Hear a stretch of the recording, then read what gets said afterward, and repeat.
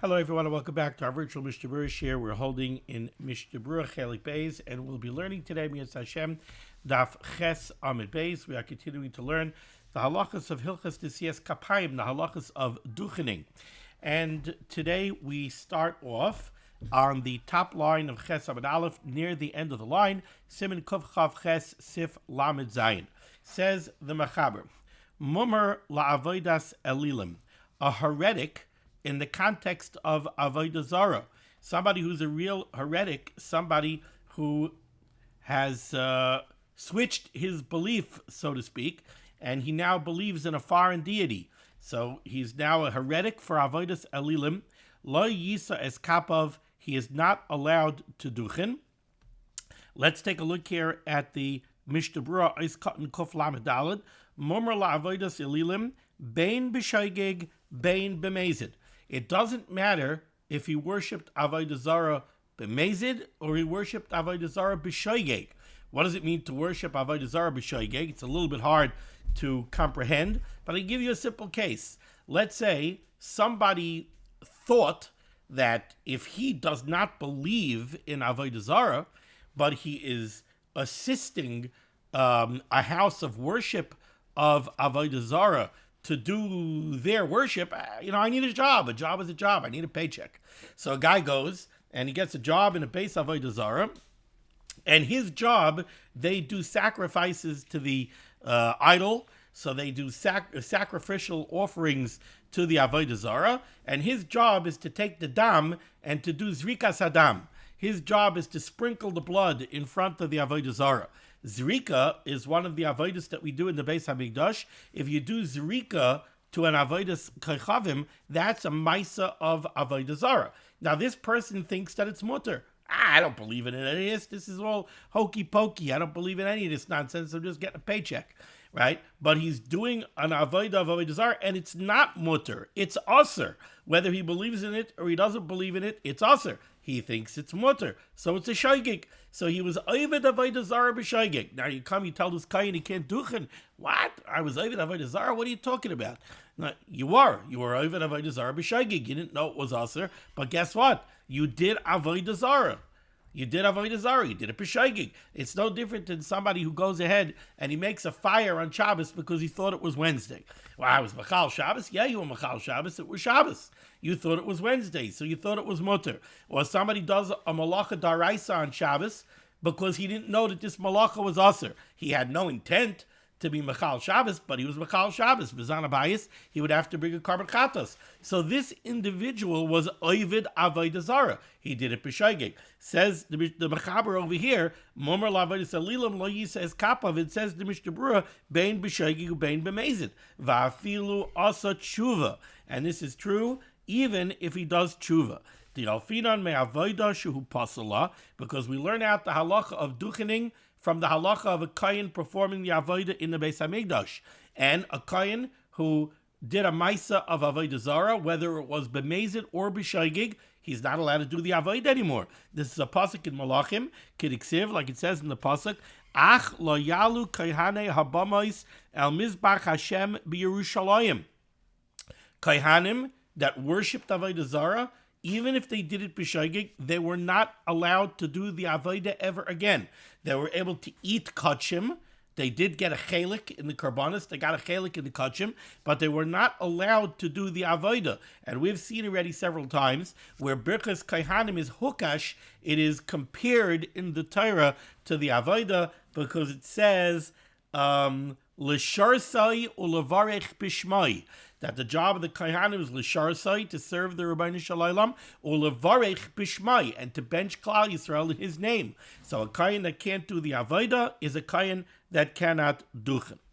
Continues the Mishnah Berurah, and he says, im hivtiach lohamir. Let's say a Kohen somehow chas v'chalila got involved with avodah zarah, and these people are trying to convert him. And they're working on him, and they keep on talking to him, and they keep on trying to proselytize and try to get him. And finally, he says, you know what? Yeah, I'm gonna do it. I'm gonna do it. But he didn't do it yet. He said, I'm going to do it. I'm going to do it. So im hiftiach, he promised Lahamir that he was going to become a heretic and he was going to serve a foreign deity. The Chazar. And then Baruch Hashem, he changed his mind. So he never actually worshipped the Avodah Zarah.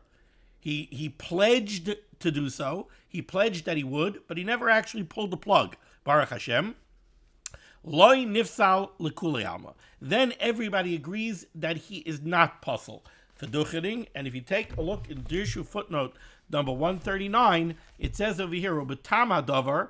The reason for that is Kasa b'shal teshuvas haradvaz. A lot of these halachos of Birchas Kohanim are coming from the Radvaz. So Kasa b'shal teshuvas haradvaz shehu makar adin b'magen Avram shebedibur bilvad eino nechshav ka'eved avodah zarah.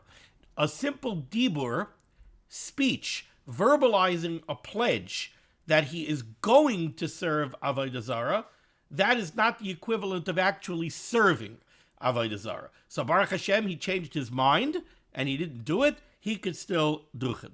Ad sheyasa maisa. It's until he does a maisa of avodah zarah. Oy sheyoymar eli ata. Or he actually goes and approaches the avodah zarah and says, Chas v'chalila, you are my God. That is also an act of avodah zarah, even though it's only verbal, even though it's only speech. That is considered also an act of avodah zarah, and that would render him disqualified from duchenik. Okay, so what do we have over here so far? We have over here that a mummer, a Kohen, who is unfortunately a heretic, and he has begun to serve avodah zarah, he is not allowed to duchen. It doesn't matter if he did this b'mezid. It doesn't matter if he did this b'shoigeg. Continues the Mishnah Berurah over here, a nice cut in Kuf Lamed Daled, right by the little Kuf Vav for the Sharet Tzion. Kasava Achroinim. The Achroinim write, Da'afilu im heimer l'das yishme'elim. Even if somebody becomes a heretic to the religion of Islam, she'enon oivdem avodas gilulim. They don't serve a foreign deity. Islam worships the God of Abraham, the God of Avram Avinu. Guess who that is? It's the same God as ours, right? It's the one, it's a monotheistic religion, but not only is it monotheistic religion, they believe, so to speak, in the same God. The problem is that the worship is a twisted version, but it's they believe in the same God, so they're actually serving same God that we are. So maybe that's not considered avodas halilim. Maybe a heretic who switches from chas v'chalila, from Yiddishkeit to Islam, maybe he's allowed to go ahead and do duchening. She'enon oivrim avodas gilulim afilu hachi nikra mumar v'lo yisakapov. He is still called a heretic, and he is not allowed to duchen. V'chein imhu mumar l'chal Shabbos befarhesia. So too, let's say you have a yid who's not a heretic to go worship a foreign deity. He's a heretic in that he is mechal Shabbos befarhesia. He transgresses a Shabbos violation publicly.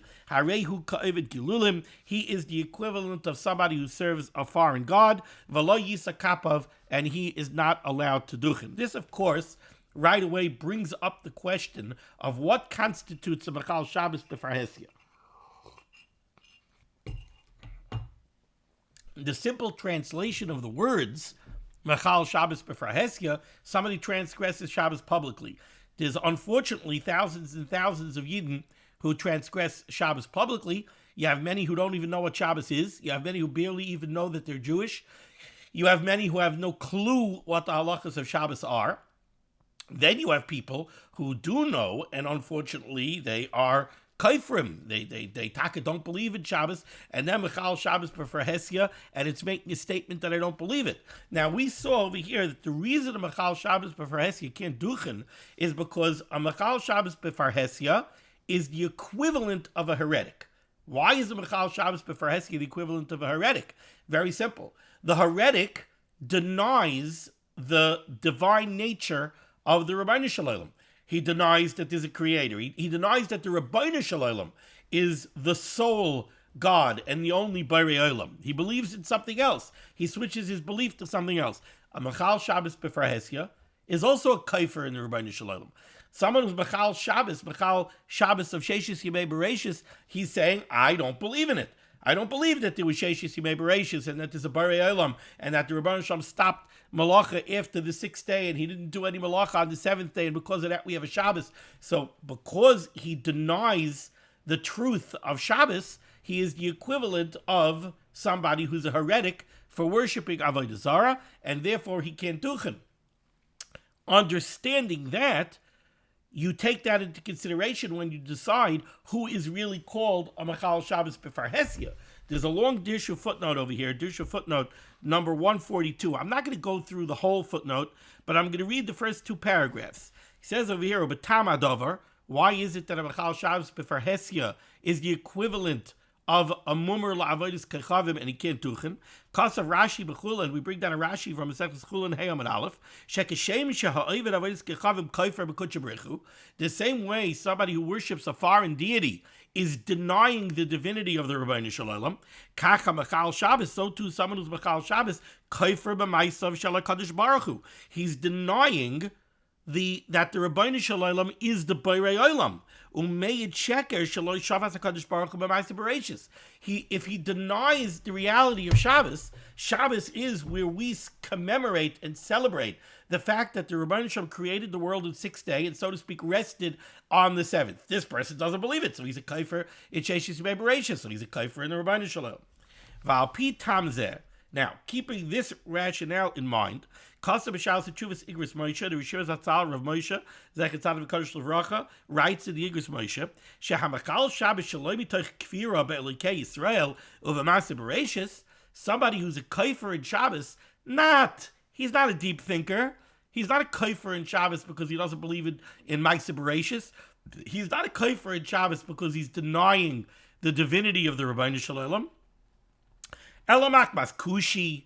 He's Machal Shabbos because it's hard. It's too hard for him to keep Shabbos. The Dachkos HaParnasa.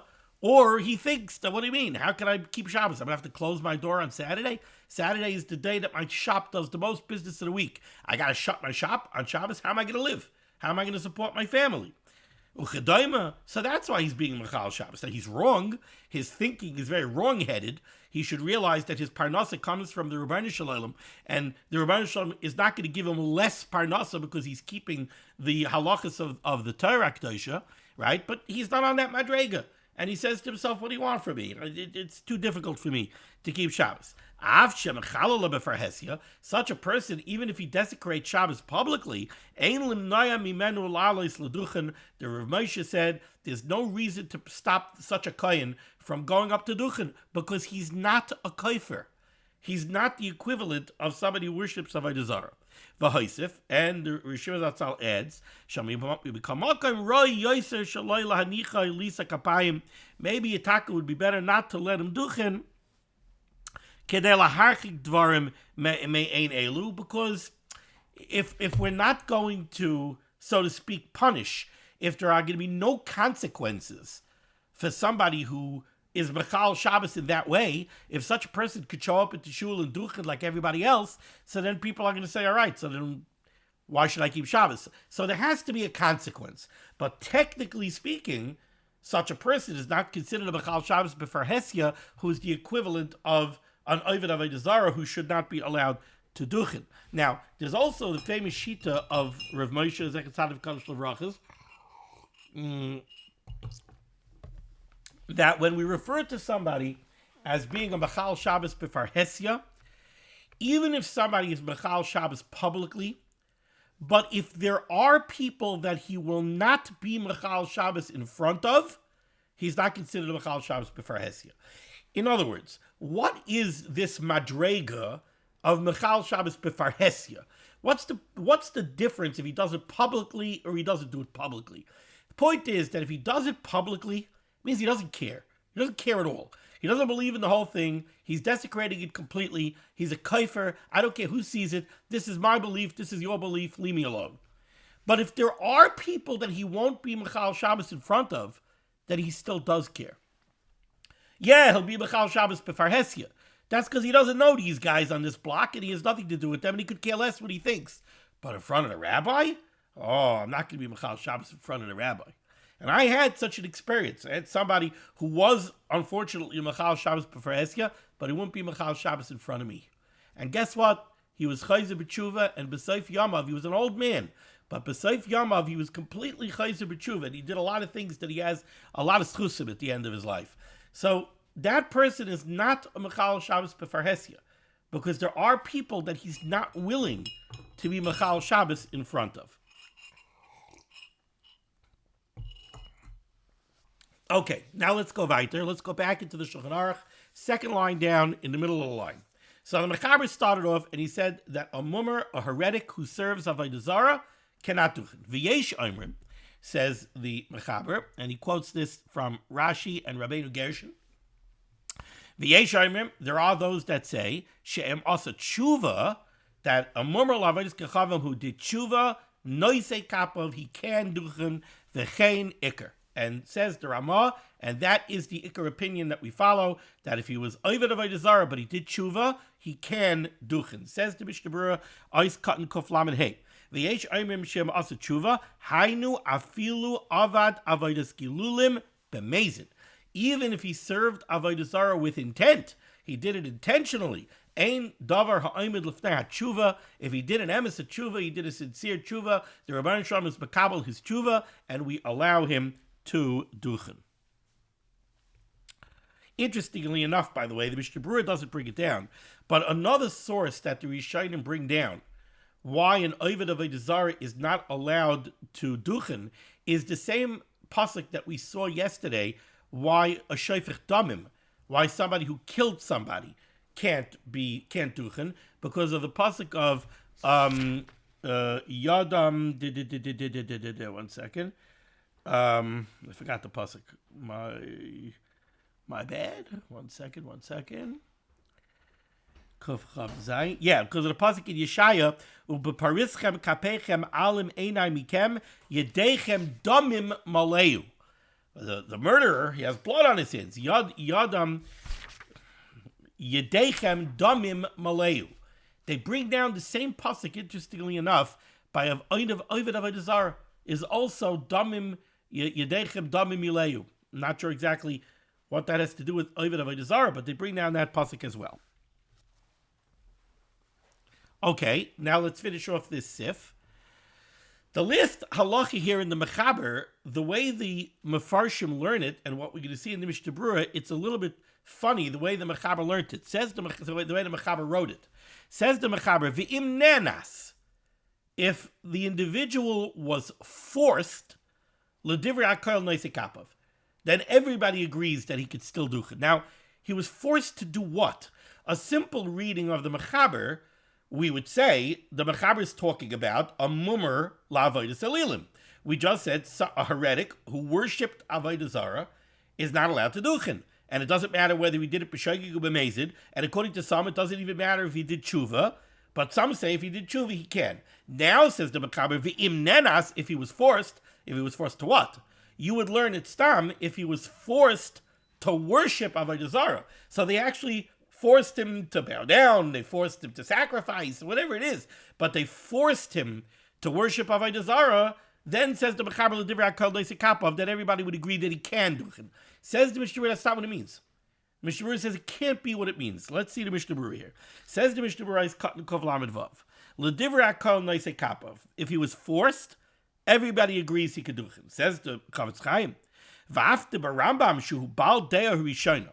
According to the Rambam, and the Rambam is the first opinion that's brought down here in the Mechaber Sif Lamed Zayin, who says that the mummer la'avodas alilim cannot duchen even if he did tshuva.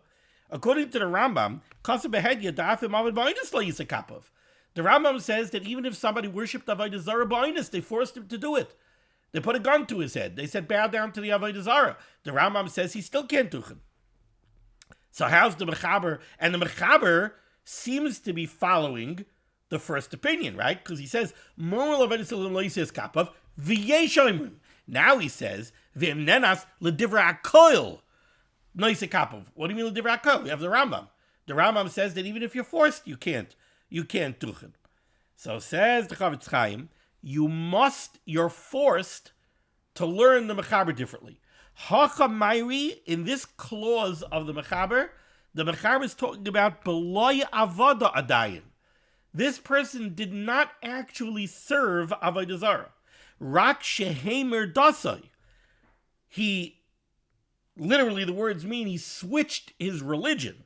Shehemer dasai, dahainu, shahoida la avodas gilulim. He admitted, he acknowledged the divinity of avodas gilulim, v'kibla beloha, and accepted it as a god. So what does this mean? What this person did was, I don't know, pick a religion, pick whatever, Hinduism. He acknowledged the truth, chas v'chalila, the truth and the divinity of Hinduism, and he said, yes, those are my gods. But he didn't do any act of worship yet. He hasn't done a Maisa. He didn't go down to the temple and do whatever they do. I don't know what they do, but whatever it is that they do, he didn't go down to the temple and do whatever it is that they do. So he acknowledged the divinity. He accepted it as his religion, but he hasn't done anything yet.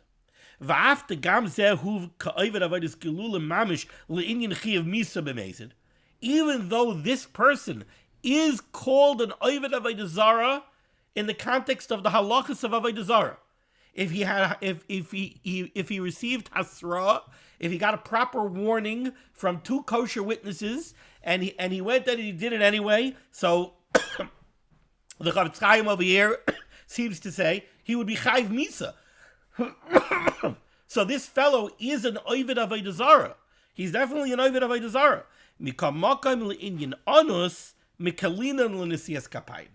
But if he was forced to do this, even though the act that he did, right, they put a gun to his head and they told him, you better acknowledge and accept our religion. If you don't, we're going to kill you. So he said, okay, I accept it, and I'm switching my religion, and I accept your religion, and I accept the divinity of it, and I acknowledge its divine power, and everything else. He's not allowed to do that. This is from the Gimel Averes Chamurais. It's Yeharig Val Yavar. He's not allowed to do it. And if he had Asran, there were Eidim, he would be Chayiv Misa.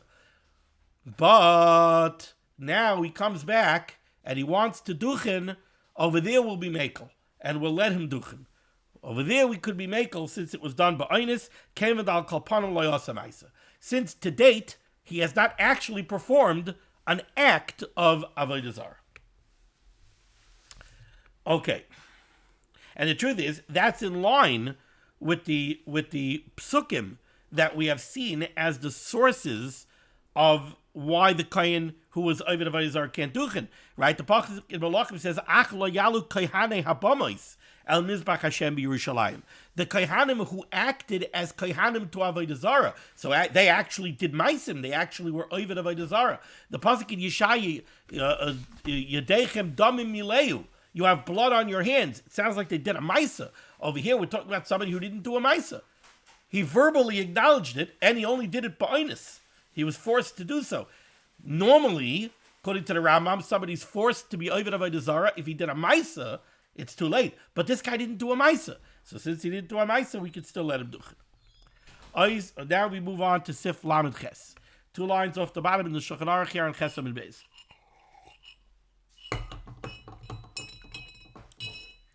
Now we get back a little bit to more charted territory. We're talking about murderers and we're talking about Oved Avodah Zarah. Now we come back to a halachah that I think more people are familiar with. It's well known that a Kohen is not allowed to do the avodah when he is shtuye yayin. Right? A Kohen can't do the avodah if he's drunk. And it doesn't mean just drunk. Drunk, if he drank a revius of yayin straight, took 4 ounces of wine, gulped it down, he's shtuye yayin. He's not allowed to do the avodah. If he does the avodah, it's chayiv misa. One of the pshatim and why Nadav and Avihu died is because they did the avodah when they were shtuye yayin. That's why the very next parsha in the Chumash is the Isser of a Kohen doing the avodah shtuye yayin. Same way, a Kohen can't do the avodah if he's drunk, if he drank wine. A Kohen can't duchen if he drank wine. Many of us are familiar with the halachah. In many places on Simchas Torah, the minhag is that they duchen by shachris. They don't duchen by musaf. Normally, Yom Tov in Chutz La'aretz, you duchen by musaf. Why are they duchening by shachris? Because we're afraid that by hakafas, the Kohanim are going to drink. And then they're not going to be able to duchen. Or they're going to duchen be'isser. So instead, we pull up duchening to shachris and we don't duchen by musaf. Says the Mechaber. Shasa, and here we have a very interesting halacha. takes up people by surprise. Shasa revius yayin bebas achas. If a Kohen drank down a revius of wine, somewhere between, 3 ounces, 5 ounces, somebody drank down a revius of yayin straight, one gulp. Drank down a revius of wine. Lo yisas kapov. Now he cannot duchen. Shisan b'shnei pamim. But if he drank it in 2 gulps, so he took the cup, no, without talking about he waited 3 minutes between gulps, one swallow, next swallow. Shisan b'shnei pamim, if he drank it in 2 drinks, or if the wine was diluted with a tiny bit of water, mutter, then he is allowed to duchen. Okay? But if the Kohen drank more than a revius, then afal pishu mazug, even if it's diluted, even if he drank it in a lot of different gulps, he's not allowed to duchen until the effect of the wine wears off of him. So the Mechaber opens up here with a very interesting halacha. The Kohen is not allowed to duchen if he drinks wine.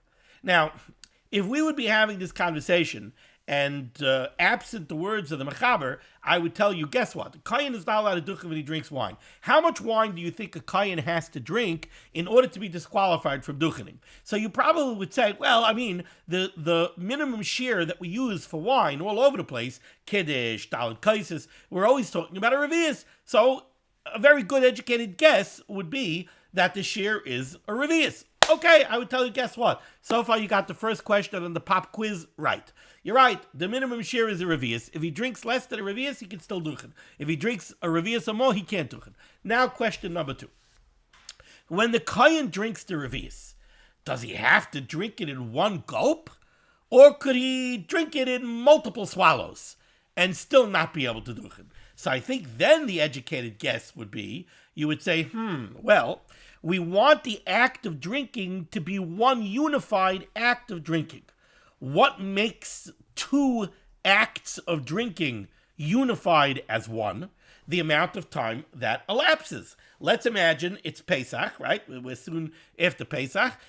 So let's say Pesach, somebody's eating the matzah, and he wants to be yotze in the midst of eating matzah. He doesn't have to take a kazayas of matzah, shove it into his mouth, and swallow it in one swallow, but it has to be one act of eating. What makes it one act of eating? So we all know the share is kedei achilas pras.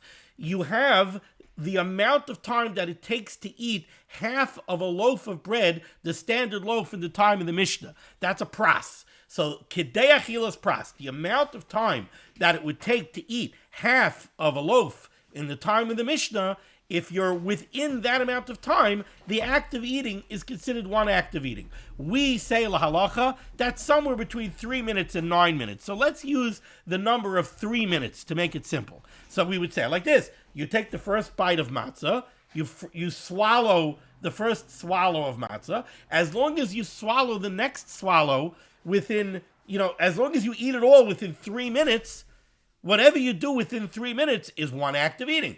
After 3 minutes, it's already a new act of eating. So I could very easily be medama inyan le'inyan and say the same thing over here. The Kohen, once he drinks the revius, he's disqualified from duchening. No, I would say it doesn't have to be in one gulp, as long as he drinks it within 3 minutes. If he drinks it within 3 minutes, it's one act of drinking. He drank a revius, he can't duchen. Yet, that's not the halacha. The halacha is 2 separate gulps. That's 2 separate drinks. And since it's 2 separate drinks, he could go ahead and he could duchen. Why? The answer is because this is a shita of Rabbi Eliezer in Masechtas Krisis. Rabbi Eliezer in Krisis says an interesting thing. He says in the pasuk where the Torah Kedosha says that the Kohen can't do the avodah if he shtuya yayin, the pasuk says yayin v'sheichar al tesht. Now, if you look in your trusty art scroll and you want to see the definition of yayin v'sheichar, it's probably going to say new wine and old wine. Rabbi Eliezer darshans the word sheichar. And he says, you know why the Torah says sheichar? Because the Torah Kedosha is telling you that the Kohen is only chayiv for doing the avodah when he was shtuya yayin if he drank the wine derech shichrus. the way that drinking wine makes you drunk. And Rebbe Elazar says, when you're drinking for shichrus purposes, you gulp it down. You would gulp a revius in one shot. Taking one sip of a half of a revius, and then taking another sip of another half of a revius, that's not derech shichrus. And therefore, the Kohen, if he did that, and he did the avodah, he wouldn't be chayiv. And therefore, nowadays, if a Kohen does it, he's allowed to duchen. The same thing when it comes to diluting the wine. Derech shichrus, the law student who's going to the bar to get drunk, derech shichrus, you don't dilute the wine. If you dilute the wine, that's not derech shichrus. So if the yayin was mazug, if it was diluted, that's not derech shichrus. A kohen who did the avodah the Beis Hamikdash after drinking diluted wine wouldn't be chayiv misa, and so to a kohen nowadays who drinks diluted wine, even though he drank a revius, he's allowed to do it. But all of these halachos only apply up to a revius. If you drank up to a revius in 2 gulps, you could still do it. If you drank up to a revius diluted, you could still do it. But if you drank more than a revius, then all bets are off. If you drank more than a revius, then we don't care how you drank it. I don't care if you drank it in 10 gulps. If you drank more than a revius and it was mazug, it was diluted, it doesn't matter. In all of these cases, you're not allowed to duchen, and a kohen who did the avodah the Beis Hamikdash would be chayiv misa. So against that backdrop, let's see the Mishnah Berurah. I spoke all of this outside because, interestingly enough, the Mishnah Berurah, the Chofetz Chaim, decided not to be myrich on this. He didn't give the background on this at all. Says the Mishnah Berurah, is cut in Kuf Lamed Zayin. Revius yayin bebas achas. If the kohen drank a revius yayin bebas achas, a one time, one gulp, then he can't do him. The Birchas Kohanim daminon la'avodah. Again, the reason why the kohen can't do it if he drank wine is again because of the comparison to the avodah. L'sharsai u'levarich b'shmai. U'ba'avodah b'mikdash, and when it came to the halachos of doing the avodah in the Beis Hamikdash, b'chi hagav chayiv. If the kohen would drink a revius of yain in one gulp, he would be chayiv. So nowadays, if a kohen drinks a revius of yain in one gulp, he can't do it. If the wine is diluted with a little bit of water, it was not pure wine. It's somewhat diluted, which most of our wine is a little diluted. Again, a kohen who did the avodah the Beis Hamikdash, if it was yain mazug, if it was a revius of yain mazug, he wouldn't be chayiv. It's usher, but he's not chayiv misa. And therefore, when it comes to duchening, which is not quite as chamor as doing the avodah, it's mutter even lechatchila. Ice cut and kuf mem, but if you drink more than a revius, all bets are off. Afal pisha hu mazug. Once you drink more than a revius, it doesn't matter if it's diluted. It doesn't matter if you drank it in multiple gulps. You're not allowed to do him. Again, because that's the halachah in the Beis Hamikdash. Once you exceed a revius, it doesn't matter.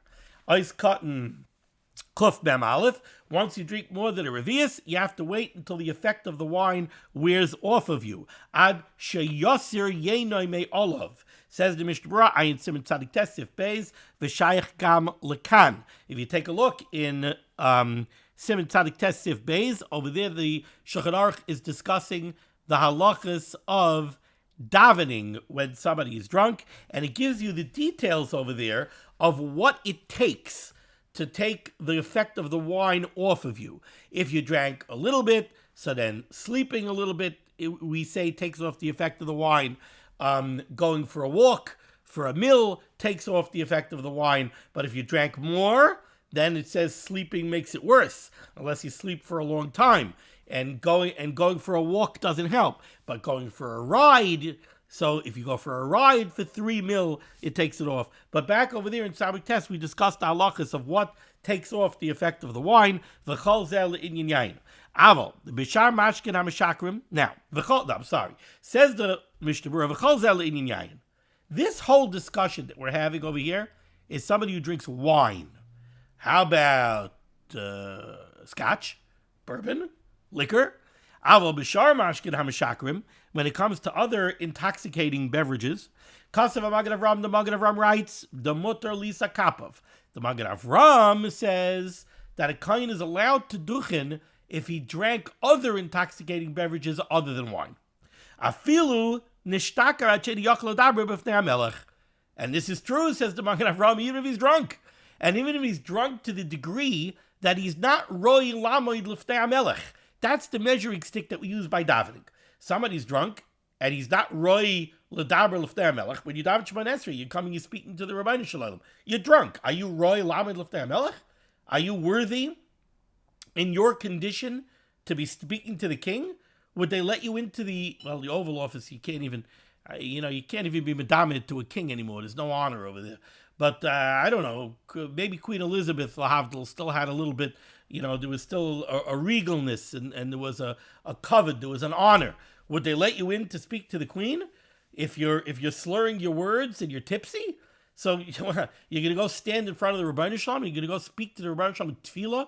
You're not Roy Lamed L'fnei HaMelech. So that's the measuring stick that we use by davening. Says the Magen Avraham, if a Kohen drank 25-year-old McKellen and he's drunk and he's not Roy Lamed L'fnei HaMelech, he's still allowed to duchen.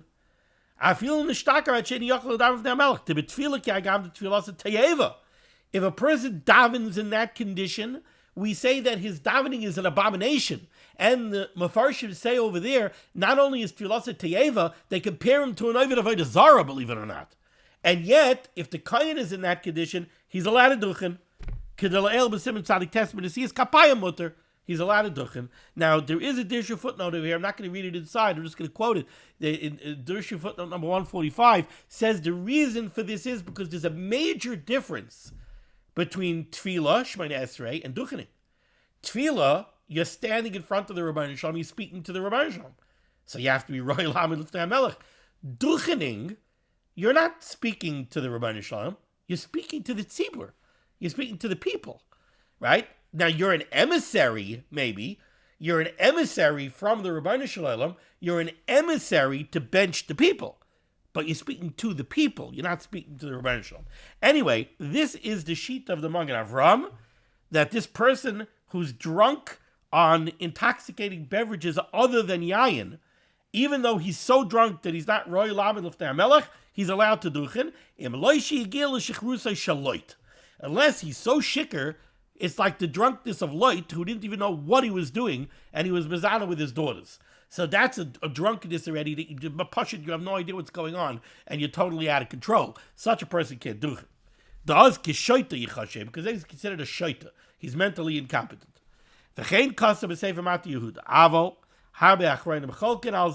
Says the Mishnah Berurah, many Achronim disagree with this sheet of the Magen Avraham. In the Sha'ar Tzion, he brings this down from the Eilos Tamid, the El Yerabah, the Derech Chaim, the Taz. So he says, Habe Achronim Cholkin al Zeh, V'soivrim Degam B'shar Mashkin, Kol Shenishtaka B'hedat She'eni Yochel L'daber L'fnei HaMelech. Even if the Kohen is drunk on other intoxicating beverages other than yayin, if he's not Roy Lamed L'fnei HaMelech, Eino Noisei Kapav, he can't duchen. Ubeyayin Migitoi. How about fresh wine? Now, yayin Migitoi does not mean grape juice. Grape juice is mitz anovim. That's just, you took the grapes and you squeezed them. Yayin Migitoi is fresh wine. It was already pressed and it was allowed to age somewhat, but less than 40 days. So it's not considered wine yet in halachah. That's yayin Migitoi. Yayin Migitoi, when it comes to yayin Migitoi, das Magen Avraham is the opinion of the Magen Avraham. Last Rabbi Nesias Kapayim, that you can't duchen if you drank yayin Migitoi. The Kama Achronim Cholkin alav kevin she'ena mishaker. And over here the Magen Avraham is being machmir. Before, the Magen Avraham is being makel. He said, you're drunk on scotch, even if you're not Roy Lamed L'fnei HaMelech, you could duchen. And the Achronim were chaylik on him. Now the Magen Avraham is being machmir. The Magen Avraham says, yayin Migitoi, you can't duchen. The other Achronim say, yayin Migitoi is not mishaker. If it's not mishaker, why can't you duchen? Yeah. Okay, so we're going to stop over here. We'll pick up next time, Yirtzeh Hashem, next week with Sif Lamed Tes, on Tes Amud Aleph. Baruch Hashem, we are now up to the Dirshu page. Tes Amud Aleph is Sunday's daf in the Dirshu schedule. Everyone should have a wonderful, wonderful Shabbos, and Yirtzeh Hashem will see you next week. Be well.